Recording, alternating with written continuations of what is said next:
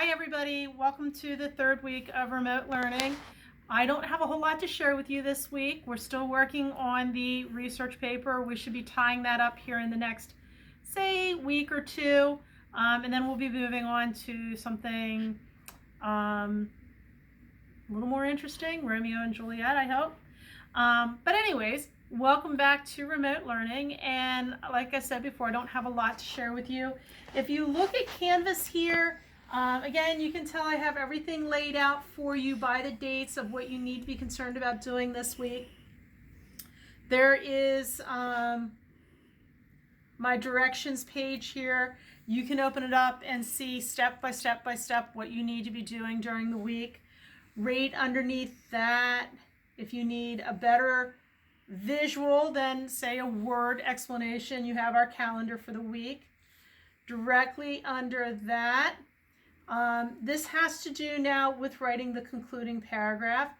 When you are ready to get into your discussion of your concluding paragraph, you want to preview slides 23 through 26. They talk about what makes up a good concluding paragraph, the different ideas that you have to have in it. For example, you want to start out with your thesis statement, restated in different words, and then it gives you an outline of what comes next, and then finally last.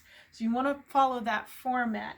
Once you have previewed those slides, you can come down here to the concluding paragraph, and you can work on the concluding paragraph discussion board. So you can post directly into that discussion board what your concluding paragraph will look like for your research paper. Again, you want to follow the steps that were outlined before that.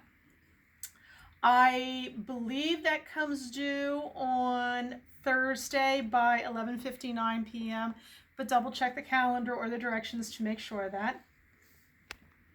When you're ready to do the works cited page, come back up here again to my PowerPoint. Well, not PowerPoint. This time you want to make sure that you're looking at slide 30. Slide 30 talks about how to do an MLA citation for books and internet sources, etc. You can take a look at that. If you still have questions on how to do a works cited, you can go to the Purdue OWL, and the Purdue OWL will give you a little more information on how to do a works cited. Please, please, please do not use citation makers. I know they seem handy, I know they seem easy, but they will almost always make mistakes for you that you wouldn't make if you would just follow along with the MLA format. When you're ready to do your own works cited, there's a works cited page here, discussion format. You're going to do a citation for each one of the references that you use in your paper. So you want to put your discussion there, and I believe that is due by Friday at midnight. And then, of course, there is the attendance quiz that you want to take for the week. Make sure that you take it. It tells me that you visited the site, that you see what you have to do. Take this quiz. It lets me know that you're staying on top of things. One thing that I failed to mention, up here in the directions, it does also tell you to look at the comments that I made on the discussion board from last week. Those comments that I made, I have all of period 1 done. There's a few people missing from period 1. I haven't looked at period 2 yet, other than to know I only have 6 people who participated in the discussion. So that leaves more than half the class that still needs to do it.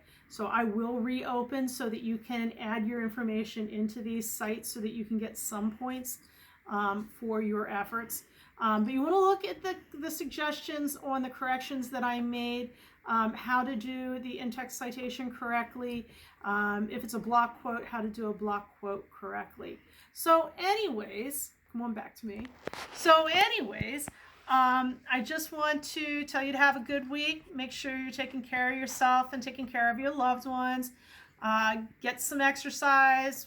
Get out and get in the sunshine, wash your hands often, exercise, eat right, do all that fun stuff. All right, so that's it for this week. I'll talk to you again next week. Bye-bye.